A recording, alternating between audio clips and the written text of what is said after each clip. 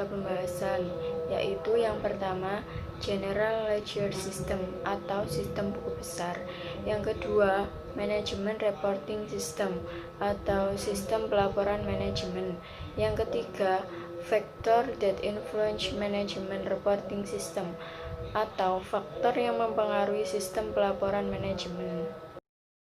Pembahasan materi yang pertama yaitu sistem buku besar atau General Ledger System atau GLS sebagai suatu pusat yang terhubung ke sistem-sistem lainnya dalam perusahaan melalui arus informasi.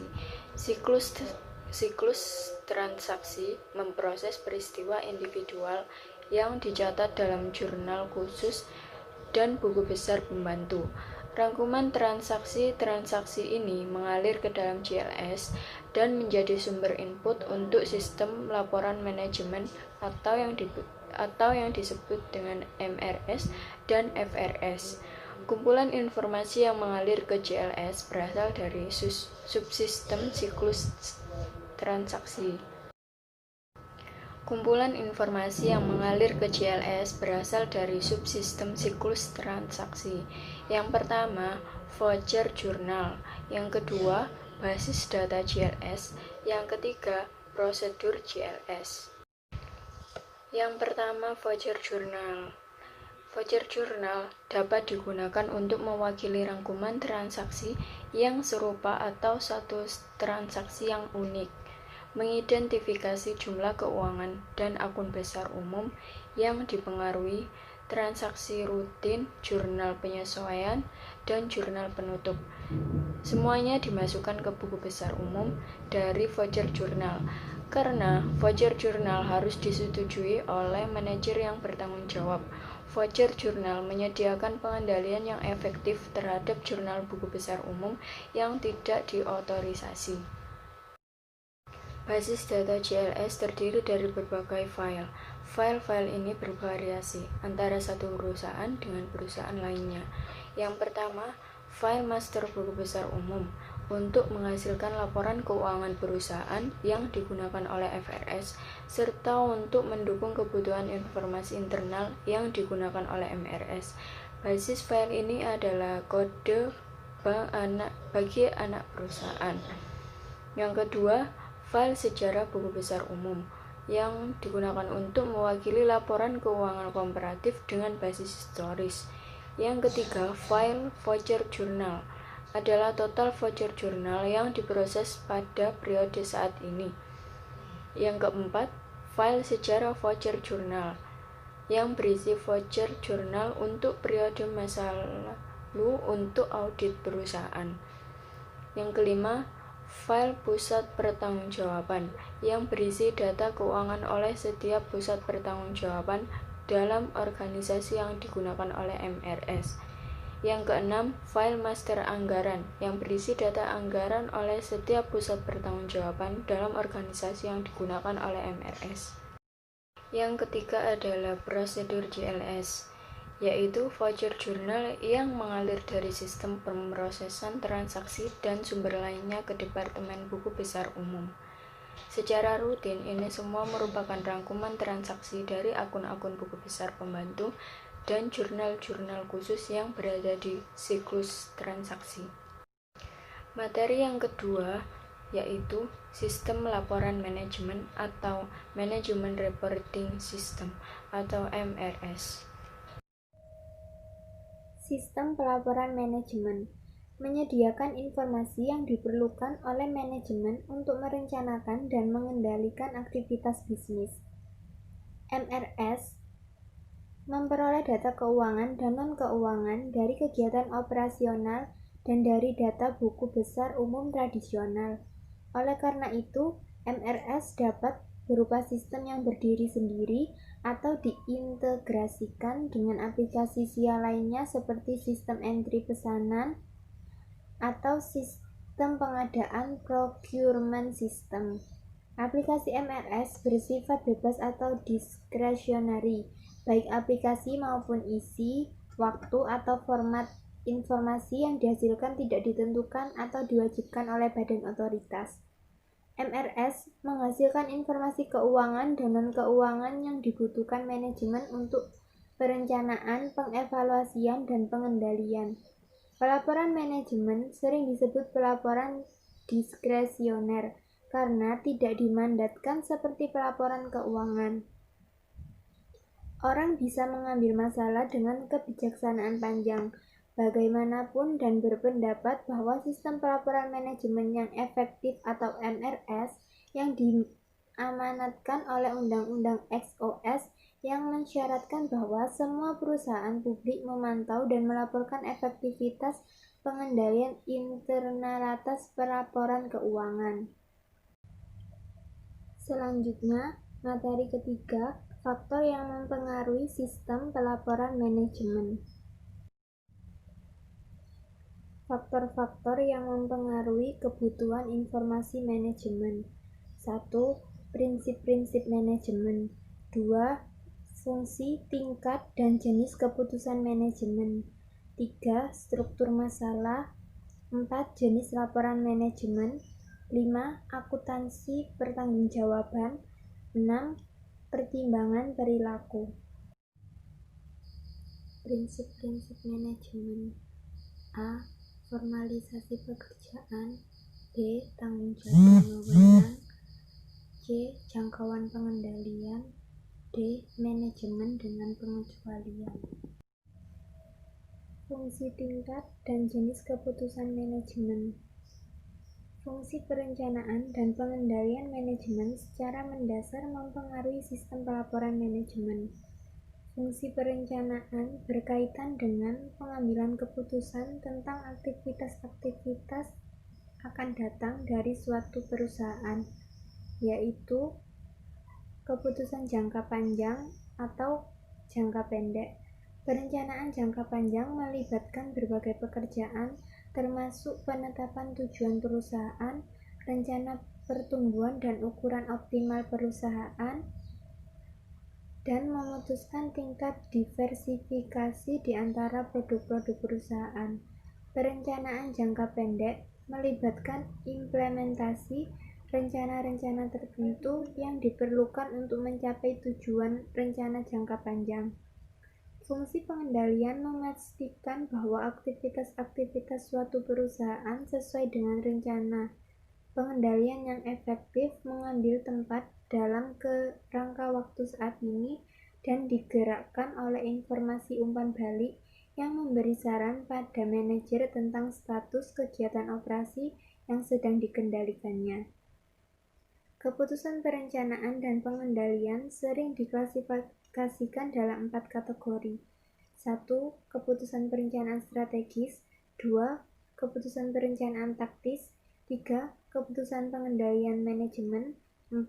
Keputusan pengendalian operasional.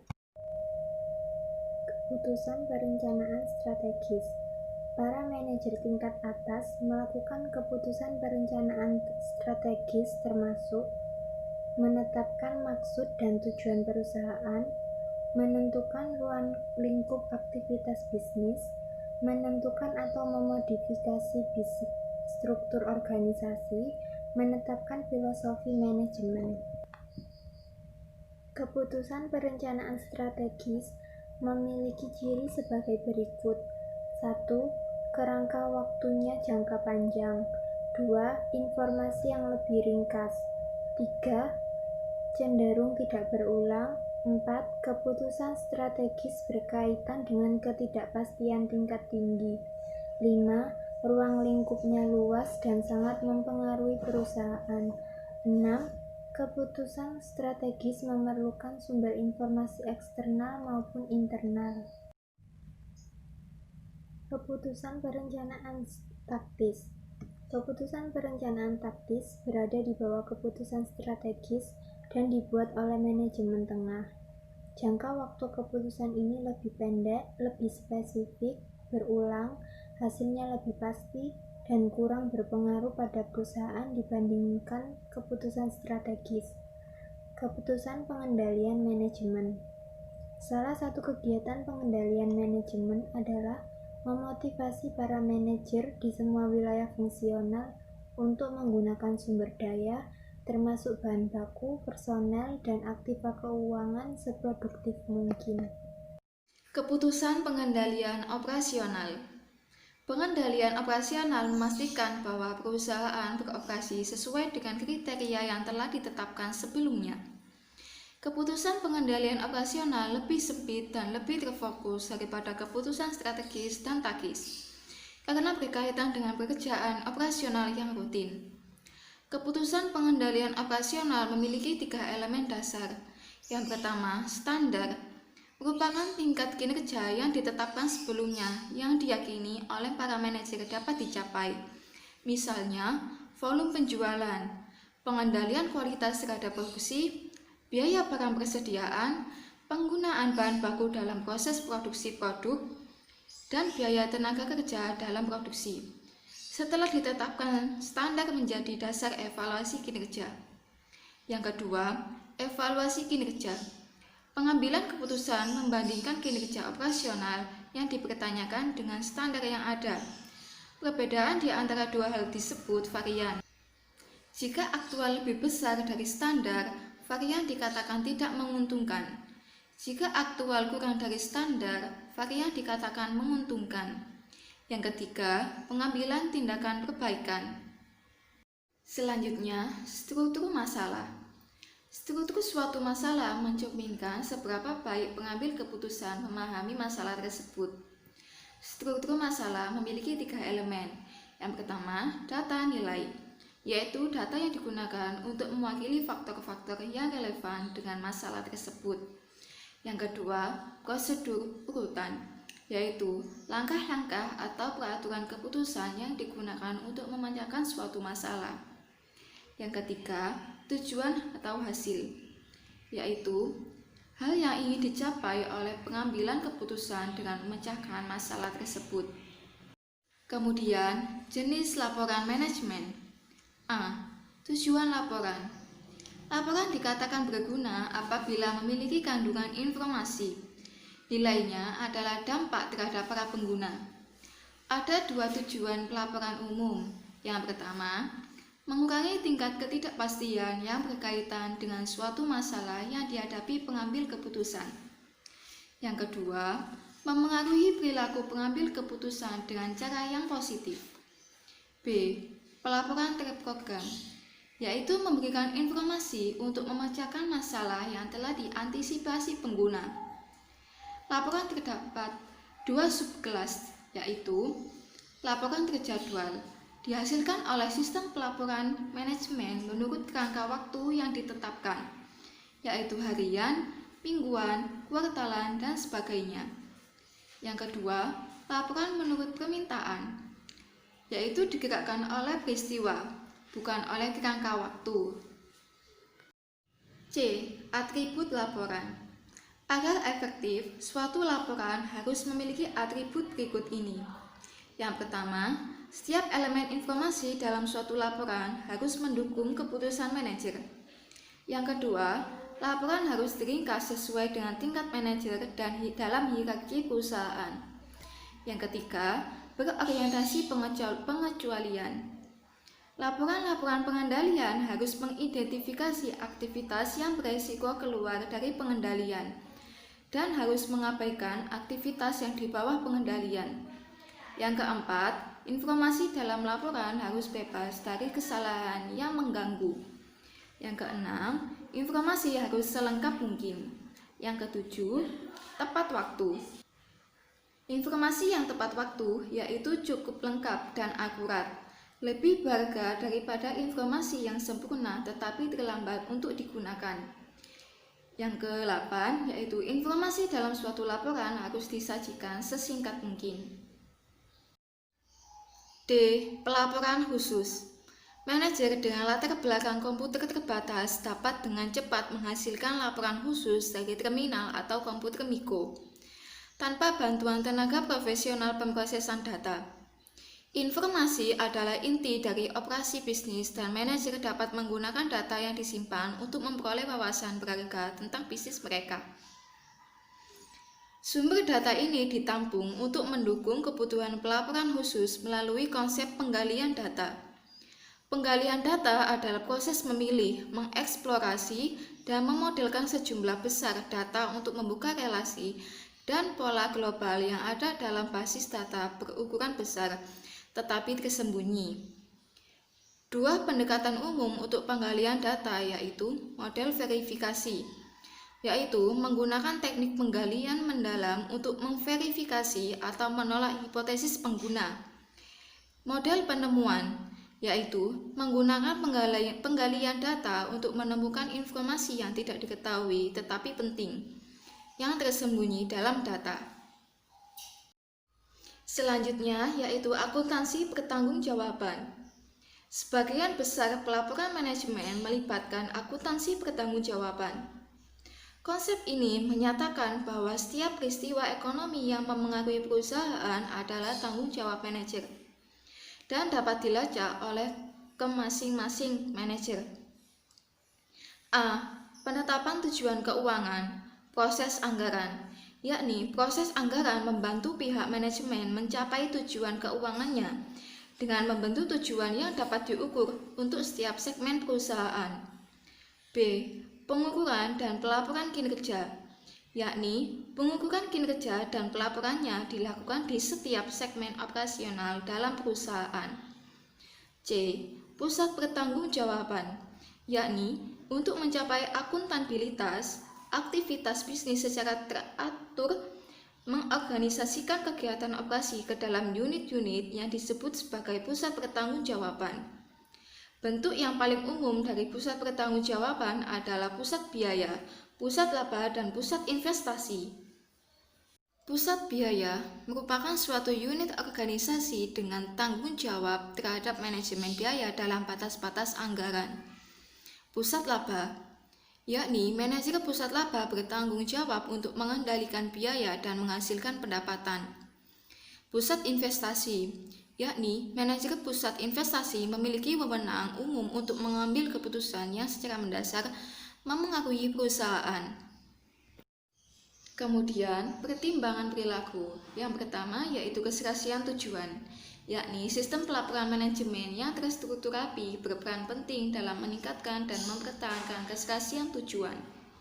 Di sisi lain, MRS yang dirancang dengan buruk dapat menimbulkan tindakan-tindakan yang tidak optimal yang bertentangan dengan tujuan perusahaan. Kedua yaitu informasi yang berlebihan, yakni informasi yang berlebihan muncul ketika seorang manajer menerima informasi berlebih dari yang dapat dicernanya. Informasi yang berlebihan akan membuat manajer mengabaikan informasi formalnya dan bergantung pada petunjuk-petunjuk informal dalam membuat keputusan. Jadi, sistem informasi formal digantikan oleh heuristis, tips, prasangka, dan dugaan.